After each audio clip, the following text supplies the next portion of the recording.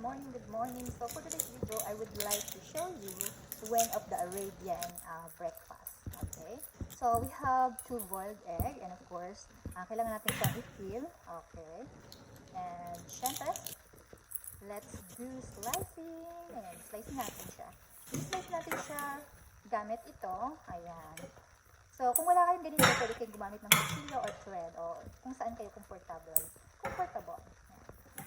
And of course, yan. Ano lang natin, plating. And syempre, nagdagan natin yun ng tinatawag na olive oil. Ayan, olive oil. Ayan. Olive oil is one of the healthiest oil. Ayan. And of course, we have salatahara. Is mixture siya ng tomato, coriander, or green long chili, garlic, and syempre, salt.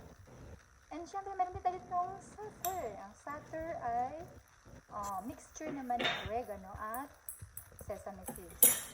Okay, that's it. It's a healthy Arabian breakfast. Actually, hindi naman siya halos Arabian breakfast eh. Kasi pwede naman yung gawin sa ibang lugar. So, mostly kasi dito ko na siya natutunan. Alright? So, para sa akin, hindi pa enough yung salt. So, kailangan ko magdagdag ng garlic salt to make it tasty. Right?